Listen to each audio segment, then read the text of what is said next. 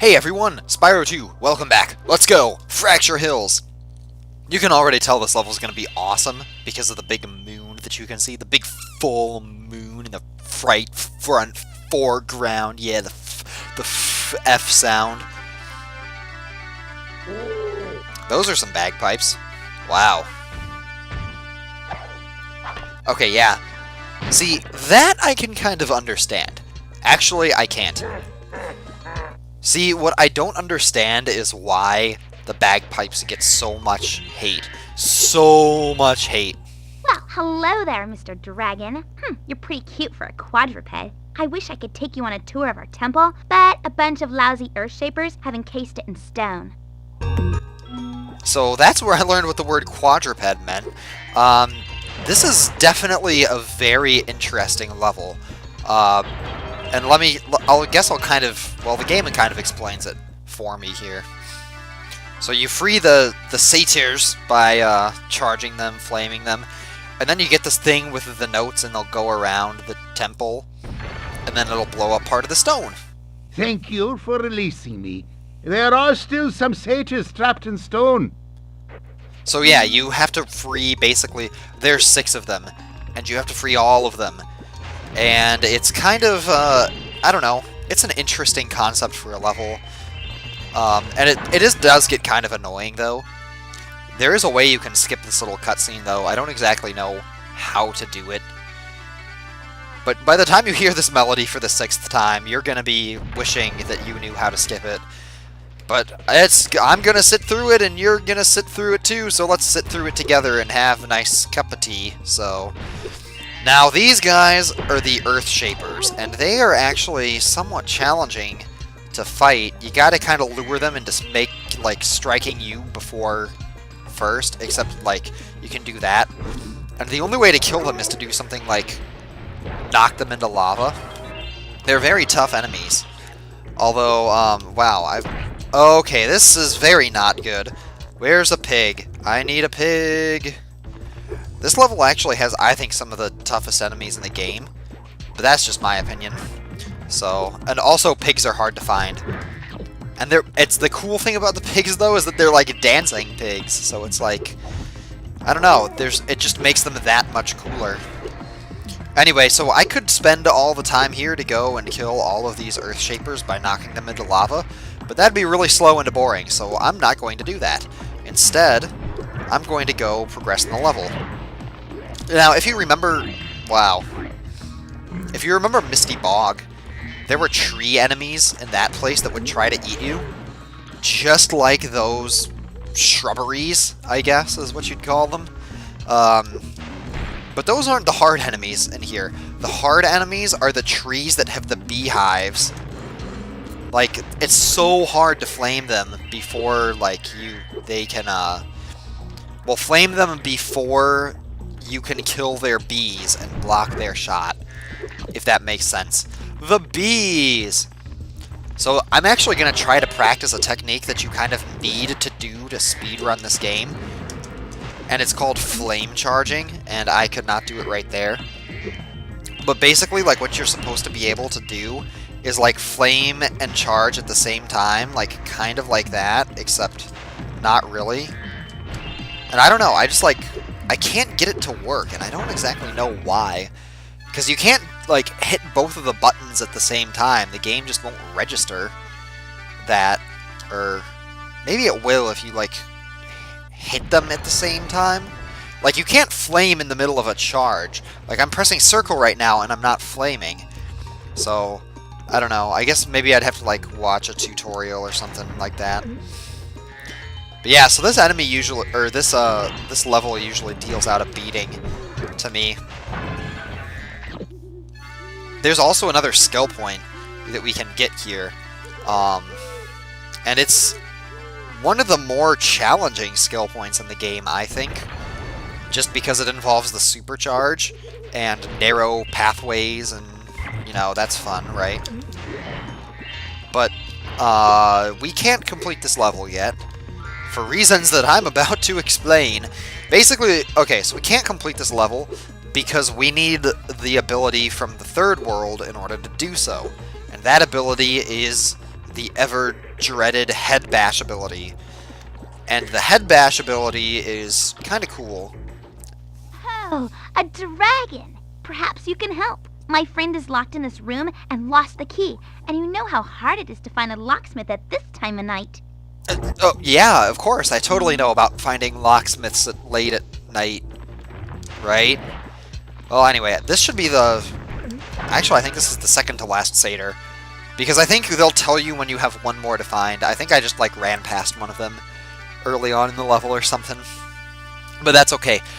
So, the Head Bash thing actually... It's great to be free. Now there is only one satyr left to rescue. To explain this as best as I can, there's a two-part thingy that's not exactly a two-part orb challenge, in the sense that one of them you can do without Head Bash, and the other one you can't. But the if you do the first one, and then you don't do Head Bash, and then you like leave to get Head Bash, then you'd have to do the first one over again. So it doesn't make any sense to go back. Oh, thank goodness you broke that door down for me. I thought I'd be stuck in here forever. I found this fancy orb in here. Please take it. Okay, girl. Okay. So yeah, so this is the only orb we're going to be getting in this level, because the other two I'm going to save for later. And it's funny because we're ending on orb 37, and 37 is actually one of my favorite numbers. I don't know why, I just like it a lot. I don't know if other people have that too, like I wouldn't exactly call it lucky numbers, because I don't believe in luck. Well, I mean, I don't know, I guess I do believe in luck in the sense that, like RNG luck, and, like, getting good luck in Pokemon and stuff like that, but I don't believe that, like, in the abstract horoscope luck. Anyway, you guys are probably wondering what the hell I'm doing now, and I'm actually doing what you have to do for the skill point in this level. And that is, you have to make 3 complete laps while supercharging. So, I don't know, when I said it was an interesting challenge, I wasn't lying to you. And there's parts that are actually kind of finicky. Oh, okay, this is bad. Oh, we can do this then! Okay, well, we didn't get the skill point, but this was the other thing that we needed the supercharge for. So I would have to have done that anyway. So I'm not that upset. We can do it again, and I'll just try to talk and do it at the same time.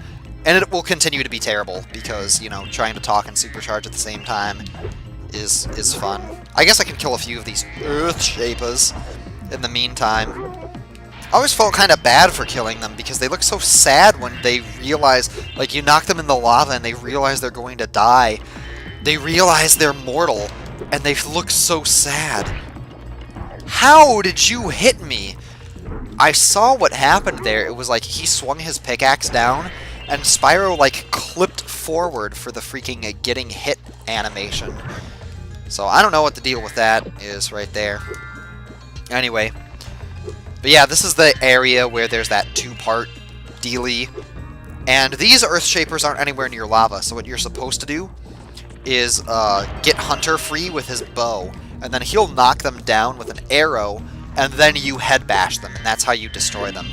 But to do that, you have to talk to this alchemist over here, and he has a potion that will it will fix Hunter's shoes, and like basically get the cement blocks off of his feet. And that is an orb quest in and of itself. It basically involves protecting him from the Earth Shapers. So, now there's actually, oh man, there's actually something I don't want to spoil, but there's another way to do this challenge. So, I don't know. This is like another area that I just think is really cool. This like night grotto where there's no lava or anything. I do think this is a very cool level, so. Alright, so let's try this supercharge thing again. I'll have to think of something else to talk about. I don't know. Oh, actually, I do know exactly what I'm going to talk about. And it has to do with going fast. Well, kind of going fast. And that is, the other day, I actually drove a car for the first time in my life. As you're probably going to be wondering, like, what are you, 16 or something like that? And no, I'm actually 20 years old. I just don't know how to drive a car. Like, I never took the time to learn. And I have a reason for it, too. The reason that I never learned to drive... Fuck. Okay. this skill point is going to be taking us a while. But the reason that I never learned to drive is basically because, well, partly because I didn't want to. I didn't really feel like it was necessary for me to, because I always wanted to live in a big city with good public transportation. And if you're using public transportation, you can do things while you're transiting, so you can be more productive. And plus, like, I don't know, road rage and stuff like that. Both of my parents road rage pretty harshly, so I don't want to, like, have that experience of being a road rager, because I do know that I tend to get pissed off at things. So, but the real reason for it was because at that time in my life, when, like, pretty much everybody else was learning how to drive, I wanted to be a music major. That was, like, when I decided to do it, and I was really far behind in, like, practicing. Like, I wasn't quite at the skill that I could compete with most of the kids who'd been playing since they were, like, 6 years old, just because I didn't take music seriously until a much later point in my life. Thank God we got this fucking skill point. But the, I did eventually, I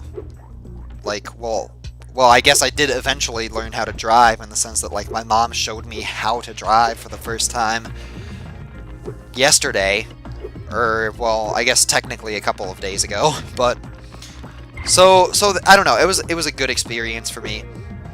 So it was something that I just never had time to do before, but now I do. And we basically just went out in a parking lot that was a lot smaller than I think it was ideal, I guess. But I just, like, drove in circles, so I just practiced a lot of turning and, like, going into reverse and backing in and out of parking spots and stuff like that. So it was all really good practice. And, like, using the turn signal. Now that you have rescued all the satyrs in Fracture Hills, you ought to go into the temple. Yeah, and then you, like, have to get used to, like, using the pedals. Because it was very much like that sort of thing where I was not expecting how little you have to touch, like, the gas to get it to go. Hi, Dragon Boy. You're probably expecting me to be all like, "You're my hero. Thanks for saving poor, helpless little me, blah, blah, blah." Sorry, Short Stuff. I was only in here because I like the peace and quiet. Anyway, the other fawns wanted me to give you this talisman. Oh my god, does that mean, like, I'm not, like, your charming hero and, like, you're not gonna, like, totally fall in love with me? Like, oh my god. Well, anyway, so we cleared out all the gems. We basically did everything that I wanted to do in this world. So we will be coming back here. Not to worry.